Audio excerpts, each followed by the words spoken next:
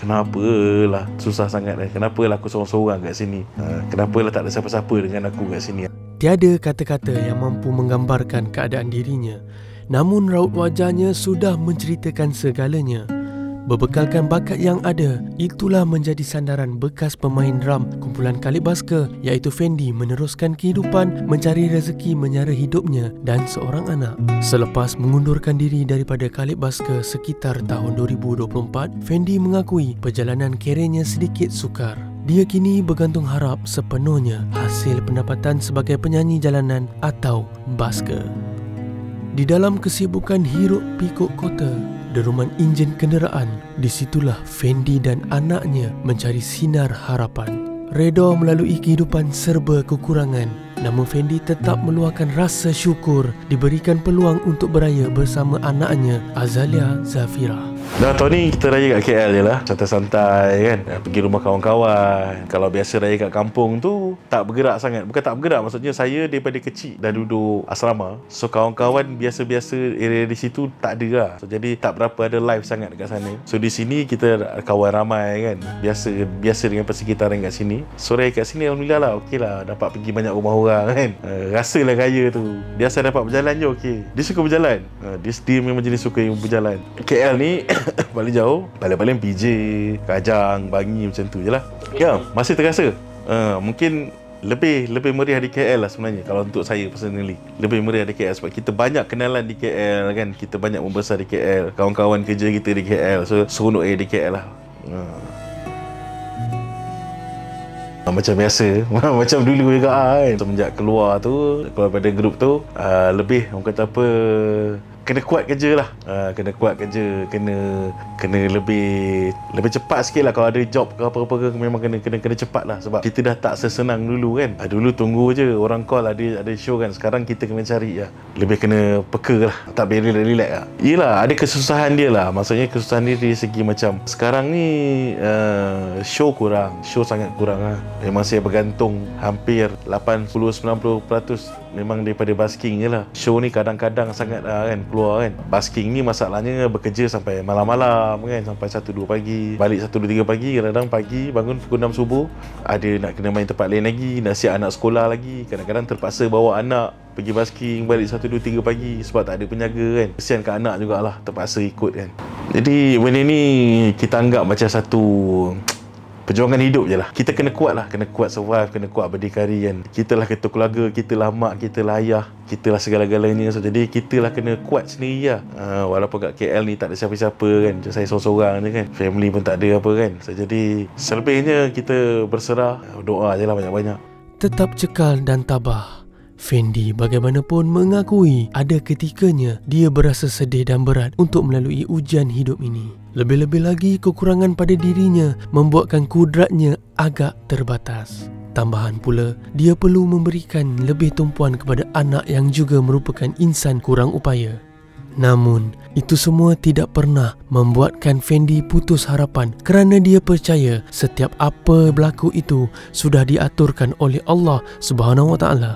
Ada cabaran je lah, tapi lama-lama kalau kita dah hadap bertahun-tahun, benda tu tak jadi susah lah. Cuma kadang-kadang down tu mesti ada. Kita kadang-kadang rasa macam kenapa lah kita diuji macam ni, kenapa lah macam tu, kenapa lah macam ni kan. Mau tak mau, rela tak rela, kita kena hadap dengan hati yang terbuka lah, dengan lapang dada lah. Ada biasalah bangunkan dia pukul 6, siap-siapkan dia nak pergi sekolah apa benda, kemudian hantar. Terus saya pun pergi basking lah, sesi pagi, rehat sekejap, pukul 1 gitu ambil dia daripada sekolah, balik dia settlekan makan ke apa benda yang patut lah untuk urusan dia lah. Jarang sangat masak lah. Bila kita tak dapat bagi yang sebaiknya ke anak kita lah, maksudnya kadang-kadang kita bawa dia basking sampai pukul 1-2 pagi kan kita terpaksa tidurkan dia dalam kereta kan. Lepas tu saya basking dekat, masa tu selalunya kat Bukit Bintang lah. Dah sampai rumah nak kejutkan dia, bawa naik atas, dia mengamuk kan. Kita rasa macam kenapa lah dia tak macam budak-budak lain kan. Kalau macam budak-budak lain tentu dia dah selesa, dah tak payah nak susah-susah ikut saya pergi basking, esok nak sekolah lagi kan. Jadi benda tu yang kadang-kadang buat kita rasa down lah, bila kita tak dapat bagi sepenuhnya yang secukupnya untuk anak kita lah.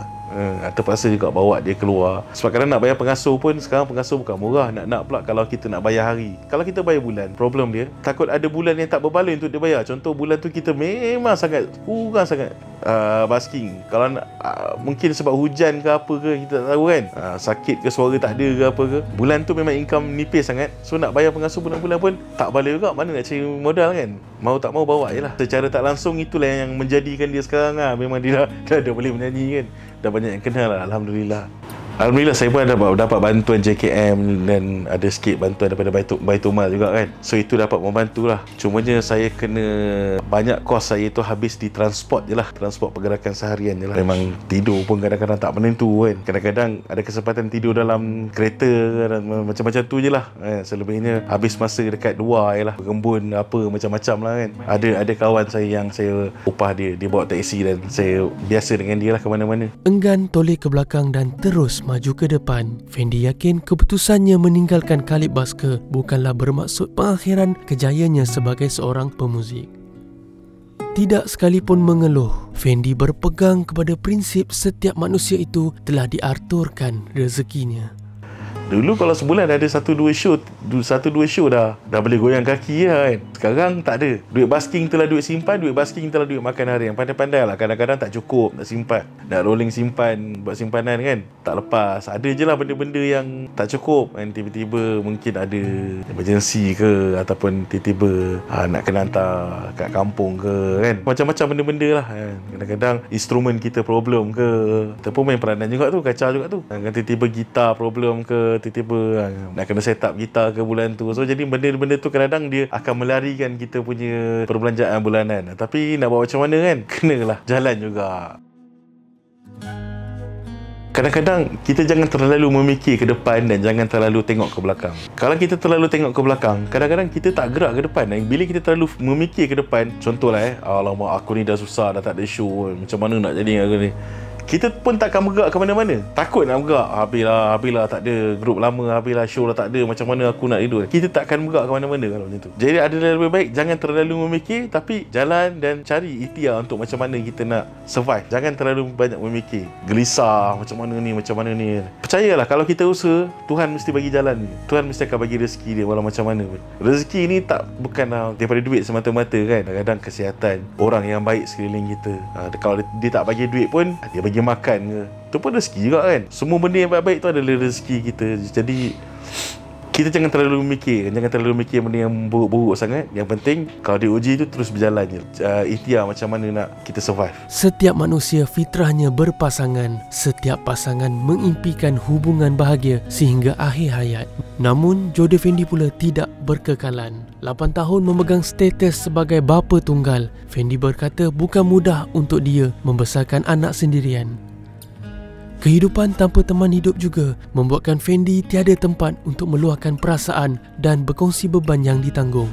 Sehebat mana pun orang tu bertahan, dia akan ada masa dia akan nak menangis sebenarnya. Dia ada masa dia akan rasa dia nak menangis, dia akan rasa nak meluah, dia akan rasa nak deep talk dengan someone kan. Memang ada rasa. Saya pun sendiri pun benda tu ada rasa lah. Tapi hakikatnya mungkin benda tu belum sampai lagi kan. Tengoklah nanti macam mana kan. Mungkin Allah tu nak suruh saya besarkan dia ni dulu, barulah saya senang nak berkahwin kan. Tapi pintu hati tu masih terbuka. Masuk tahun ni saya pun dah 8 tahun seorang-seorang kan. Dah berapa tahun juga besarkan dia ni seorang-seorang. Tipulah tak menangis seorang-seorang kan. Ada. Kena pula saya dekat sini seorang-seorang, tak ada siapa-siapa, tak ada family yang terdekat apa kan. Kadang-kadang bila nak minta tolong sesuatu benda yang contohnya melibatkan mata, memang saya akan mudah down lah. Cikgu ada bagi form untuk isi, untuk borang anak apa-apa benda lah, form apa-apa lah. Cikgu suruh kita isi, kita pula jenuh nak mencari mata ke sana ke sini nak minta tolong kan. Benda-benda macam tu lah. Kenapalah susah sangat kan. Kenapalah aku seorang-seorang kat sini.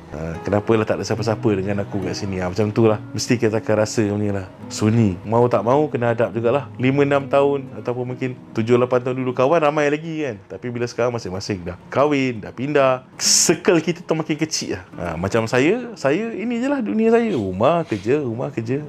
Kalau stres lepas pasang angkat makan je lah. Saya masih berhubung macam biasa, masih bercerita pasal anak kalau perlukan apa-apa. Waktu cuti sekolah dia akan balik rumah mak dia. Dia akan balik ke Sarawak lah cuti sekolah. Setiap kali cuti dia akan balik ke Sarawak. Tu je lah. Yang tu dia duduk Sarawak. Apa-apa jadi pun saya kena kuat. kan. Pernah ada 2 tahun sudah saya demam teruk, demam tak boleh bangun.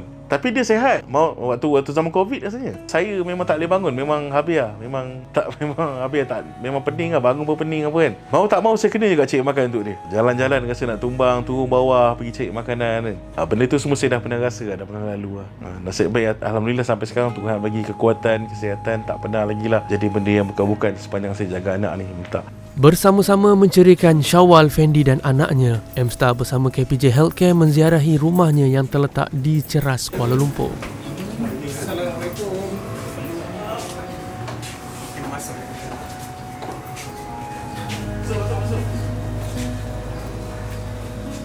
Dalam kunjungan itu juga, Fendi menerima sumbangan wang tunai yang diharap dapat meringankan beban di tanggungnya.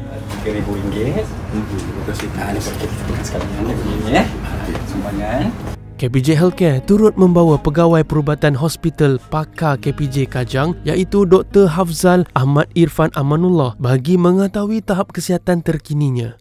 Semua okey. Saya takut gula. Jangan takut. Pasien takut gula sebab mak ayah ada history kan. Itu kecil manis. Tapi alhamdulillah Cik Fendi punya gula normal. Dia bilang normal 5.1 kan. Alhamdulillah. So alhamdulillah memang terkawal lah untuk dia punya umur kan. Dengan paru-paru, jantung kita dah check pun alhamdulillah semua normal je.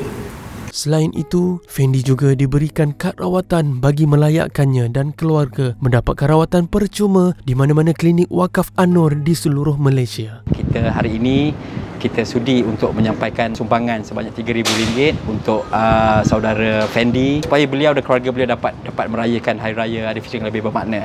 Kami juga di KPJ Healthcare Berhad memberikan kad untuk beliau mendapatkan rawatan asas percuma di klinik wakaf An-Nur kami sekitar Malaysia, seluruh Malaysia, dan untuk Encik Fendi sendiri yang terdekat dengan kediaman beliau ialah di Bukit Indah di Ampang. Kami juga mengadakan pemeriksaan asas kepada Encik Fendi. Kami turut membawa bersama doktor kecemasan kami, Dr. Afzal, dan juga bersama seorang jururawat untuk memeriksa kandungan paras gula dan juga jantung dan juga paru-paru beliau. Alhamdulillah semua bagus. Alhamdulillah. Terima kasih kepada KPJ Healthcare KPJ Healthcare kerana orang kata apa, sudi datang ke rumah saya ni. Selalu tengok dekat M-Star je, M-Star baik kan. KPJ tolong artis lain. Tak sangka hari ni terkena rezeki saya kan. Alhamdulillah.